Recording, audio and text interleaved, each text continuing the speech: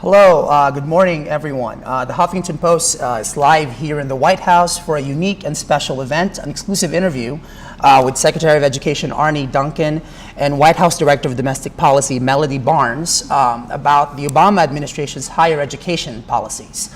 And the best part is the questions come from college students themselves. I'm Jose Antonio Vargas. I help oversee HuffPost College, an extensive network of college newspaper sites across America. HuffPost College asked our video for our college networks to send video questions to both Secretary Duncan and Ms. Barnes. And joining me here this morning is actually the editor of the college site whose video got the most number of votes. Hi, I'm Amanda Littman, a sophomore American Studies major at Northwestern University. I'm editor-in-chief of North by Northwestern, which is part of the Huffington Post College Network. Within 36 hours, the top 13 questions got nearly 150,000 votes and almost 5,000 comments. Our first question today is the video that got me here this morning. It's from Julia Haskins, a Northwestern freshman who feels her DC high school didn't do enough to encourage minority achievement. My public high school in Washington, D.C. stressed minority achievement, but a lot of minority students weren't encouraged to apply to top-tier universities. I understand the value of affirmative action in achieving that goal, but the real affirmative action would be restoring commitment to minority education before college, showing minority students like me that we can achieve. How does the White House plan to encourage minority students in high school to pursue higher education?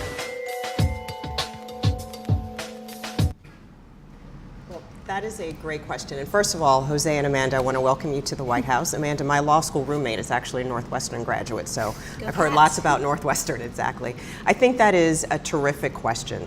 And the way that the administration wants to encourage minority students, indeed all students, to go on to college is first of all by requiring that we engage in a race to the top. And I think that philosophy, that idea, stands behind all of our policies and means that we want every student, all teachers, all parents to engage to make sure that every student has an excellent education and is moving forward.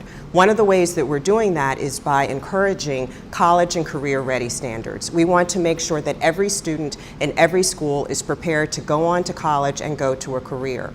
And specifically, and I remember, it's been a long time since I've been in high school and in college, but I remember taking advanced placement classes, and that allowed me to go from my high school and go on to college feeling much more prepared, and in fact having college credits. That's something that we're including in our elementary and secondary education blueprint. The ability for students to get dual credits, to take advanced placement classes so that they feel prepared and that they're already looking forward to college. Arne, I don't know if there's anything you want to add to that. Sounds great. The second question is from Mary Warwick, who's actually a first-year graphic design major at the Savannah College of Art and Design in Georgia, and she will graduate with $15,000 in debt. Hi, my name is Mary Warwick. I'm from Gainesville, Florida. I'm a first-year graphic design student at the Savannah College of Art and Design. And my question is, because this bill, the Student Aid and Fiscal Responsibility Act, takes effect in 2014, I would like to know how it will apply to the students who are in school today or have already graduated before the bill becomes law. There are actually huge benefits for students who are in school today or graduating, and we're so proud of what the President accomplished and the courage he showed in Congress in passing this bill. But effective today, if you graduate, your loan repayments are going to be significantly reduced from where they were in the past, down to 15% of your income. And so folks that want to go into the public sector, who want to do things to help the community, will have that opportunity. One of the things I'm most excited about, and this is the law now, this is the law today, is something called income-based repayment, IBR, which is what we talked about. But if you go into the public service, if you become a teacher, if you graduate from law school and want to go set up a legal aid clinic, if you graduate from medical school and want to go work in an impoverished community, if you enter the military, if you enter the government, want to come help work with Melody someday, after 10 years of public service, any debt you have will be erased, will be gone. And historically, there was phenomenal talent who wanted to come into the public sector, who wanted to help out, and obviously I'm really biased towards teaching. We need the next generation of teachers to step up, but they simply couldn't do it. their debt load was way too high, $60, $80, $100,000 in debt. This is a game changer, and we want that next generation of smart, talented, committed folks with a passion for the community to come and work with us, and that opportunity is going to be there in a way that never has been before. That's good. The next question comes from Michael Brophy and Allison Ehrenreich, who are both sophomores at Colby College in Maine. They're both paying full tuition, which means by the time they graduate, they will have paid more than $200,000 each in tuition. The actual price of a college education today can be over $200,000. This is a price we believe no one should have to pay. Even if a family does not require financial assistance, it is still a huge burden on their income, especially if they have more than one child who aspires to go to college. While we recognize the ways in which SAFRA will help students finance a college education, we believe that the root of the problem lies in the very expensive and ever-increasing cost of higher education in the United States. What can the government do to cap or regulate the actual price ticket of a college education in America? My name is Allison Ehrenreich, and I'm a sophomore at Colby College from New York. My name is Michael Brophy, and I'm a sophomore at Colby College from San Francisco. Great. Well, thanks to Allison and to Michael for that terrific question. And this is an issue we've all been hearing about for many, many years. And in fact, it's an issue that the President addressed in the State of the Union when he talked about the many different ways that the federal government was going to be of assistance through Pell Grants, for example, and making lending easier and filling out that financial aid application. I'm sure both you can sympathize with that. That's very complicated, making that easier. At the same time, he also said that colleges have to do their part and ask colleges to engage with us and think about ways, creative ways, that they can drive down their costs. At the same time, for students who may not have a Pell Grant or use some other kind of financial aid, we have, since we've been in office and entered 15 months ago, tripled the size of the tax credit that families can get. So now over the course of a 4-year period, a family through the American Opportunity Tax Credit can get a $10,000 boost to help send their students to college. Great. This question comes from the members of the WU Fuse at Washington University in St. Louis. It's a new group at a school actually aimed at promoting socioeconomic diversity on campus. It's a really interesting question. This year at WashU, we created a program called WUFuse. Our mission is to improve socioeconomic diversity on campus. We conducted a school-wide survey and found that socioeconomic diversity on campus was lacking. Elite universities are getting harder and harder to get into, especially for students who come from modest backgrounds. So we'd like to know, does your administration have any plans to promote class-based affirmative action? It's a great question. I think it's so important that all of us, not just in college, but ideally in high school and middle school and elementary school, have a chance to go to school with students who don't look like us, who come from different backgrounds, race, class, socioeconomic status, whatever it might be. And those informal learnings, I think, are hugely, hugely important. That are very tough to teach in a classroom setting, but you learn in the hallways and the playgrounds and the dormitories. And I think the best thing we can do to make sure we have a socioeconomic diverse student body is to make college more affordable. And that's why these huge increases in Pell Grants, I think, are so important. With this SAFRA bill, there's an additional $36 billion in Pell Grants. Huge investment over the next 10 years.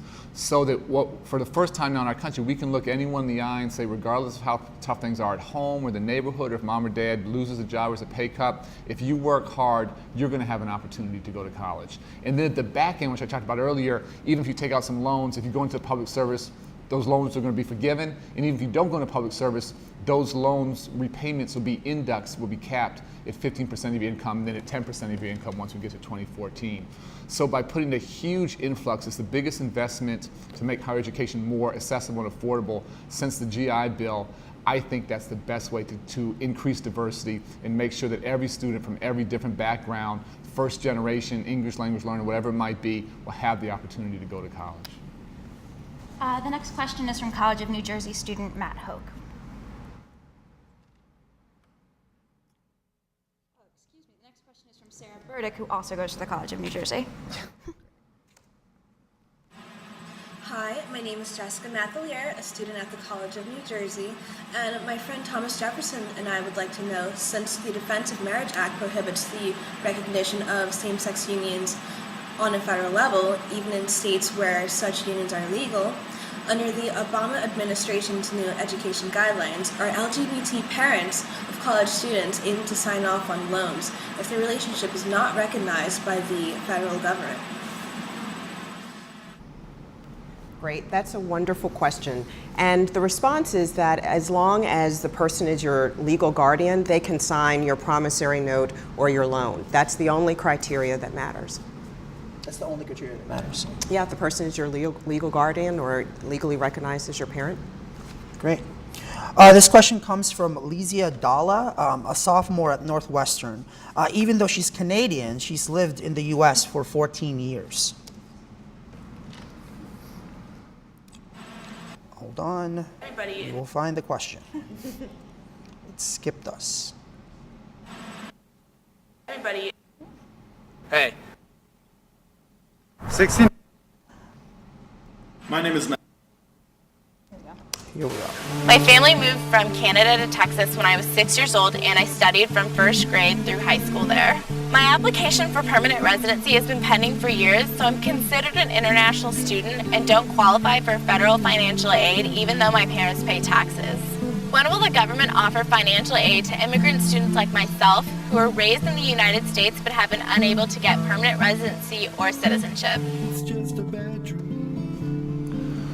That's a huge issue, and it's one that first candidate Obama, now President Obama, has been absolutely passionate about. I ran the Chicago Public Schools. Senator Durbin and Senator Obama were big supporters of the DREAM Act and trying to push to make sure that folks have a chance to pursue the American dream. And it breaks my heart when we have young people around the country who have worked hard, who have done the right thing, who have actively engaged in school, been committed, gotten great grades, and then all of a sudden they find themselves having to pay out-of-state tuition for an in-state school. Doesn't make sense. And so as we think about comprehensive immigration reform, one thing that's very interesting to me is how we push to try and get DREAM Act legislation as a part of that. It's the right thing to do for individuals, it's the right thing to do for families, it's the right thing to do for the country. If we want all of our young people to grow up and be productive citizens and be players in our economy, we have to give them the chance to go to college. Great. This question is from College of New Jersey student Matt Hoke. My name is Matt Hoke. I'm a student at the College of New Jersey, which recently lost millions in state funding and therefore also in faculty pay, services, and we're facing tuition hikes too. This is a chart depicting the bailout money and how much it could have gone to social services. Given that we have been spending billions on financial bailouts and we are escalating the war in Afghanistan, what does it say about our national priorities when public school teachers are being laid off left and right? Well, the president has made it very, very clear that education is one of his top priorities. In fact, when he talks about the priorities for the country, he says that it's important, if we're going to be a competitive country, for us to educate our youth and make sure that everyone is college and career ready. And that's why we have so heavily invested in education. One of the first ways that we did that was actually when we passed the Recovery Act last January or February. Overall, we saved or created about 300,000 teacher jobs in education. In fact, we saved about 15,000 jobs in the state of New Jersey alone. We are continuing that work. There's still money that's going to be going out to the states over the coming months. And we've also heavily invested in education. You can look at the president's most recent budget, his budget for FY 2011, and see that where we made cuts in other places to try and be fiscally conservative or fiscally smart, the Department of Education actually received an increase because we believe it's so important to advance reform, to try and stabilize jobs, to keep teachers in classrooms, and make sure that every student has a complete and competitive education.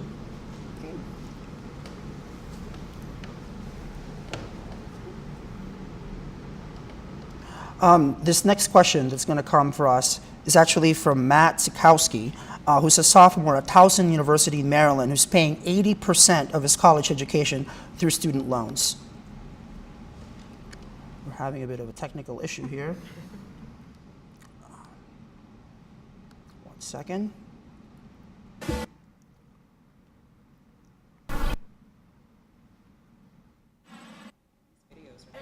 I know, they did a really good job making sure that they come from a really personal story, as you'll see with Matt right here. My name is Matt Sikorsky, and I'm a 19-year-old sophomore at Towson University. I come from a middle-class family and do receive some support from my parents in paying for college. However, I am paying for about 80% of my tuition, fees, books, etc. through student loans. I can see other students in my situation who are struggling as their loans continue to build up and their financial aid continues to decline. My question to you is, what do you plan for the students who are building up so much student debt that continuing their education seems to be costing them more than they will gain? It's a great question. I appreciate Matt's hard work, and his wallet was looking a little bit thin there, so I feel bad. I remember those feelings well, let me tell you, in college when you're struggling to find a few dollars to buy pizza once in a while. And again, when we talk about historic increases in Pell Grants, $36 billion, those are obviously not loans, those are grants, and just an unbelievable breakthrough. And all of that funding going forward was done without going back to taxpayers for a dime, simply by stopping subsidizing banks. In terms of repaying loans that he currently has, again, capping loan repayments at 15% of income, so that those loan repayments are not unduly harsh or burdensome going forward. And then finally, this income-based repayment I keep coming back to because I think it's so important. If Matt or other folks choose to go into the public sector after 10 years of service, any debt remaining, all of it, will be erased, will be forgiven. And so we want that next generation of folks to think about this call to service, to think about serving their communities. And it's a great way to help out. And those financial impediments that have been there for decades are literally gone. That's the law today. And I think one thing that's so important with Pell Grants, since we've been in office, Secretary Duncan and the President have been working together to increase the Pell Grant award by about $800. That's before this most recent law was signed into law about 2 weeks ago. And because of that new law, we're going to make sure that Pell Grants keep pace with inflation and the cost of going to college. So they'll be realistic and they'll really be able to help students and help them take care of a significant portion of their college expenses. Great.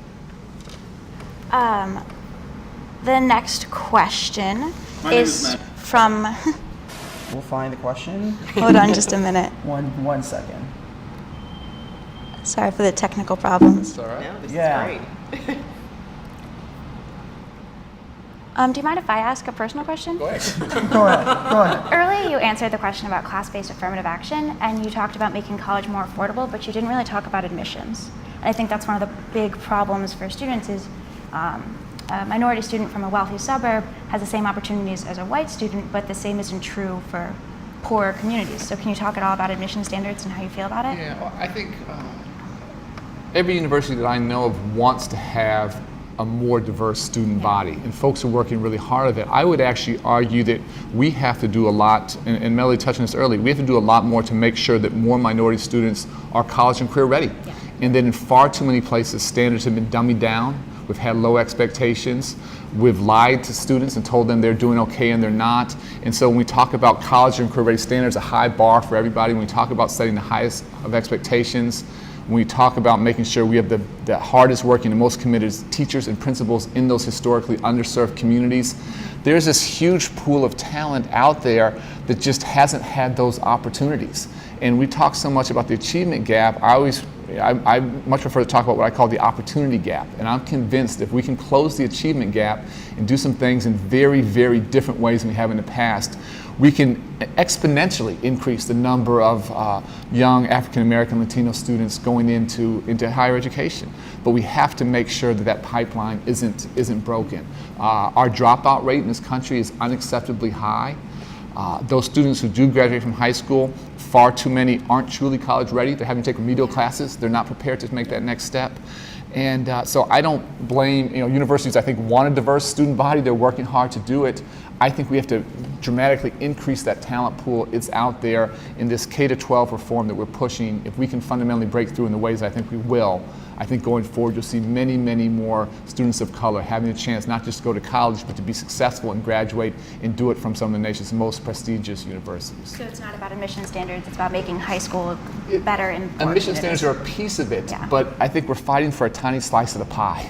Yeah. There are not enough highly qualified African American and Latino students to go to the Northwesterns of the world. I want to expand that pool dramatically. Those great students are out there. We have to give them better opportunities.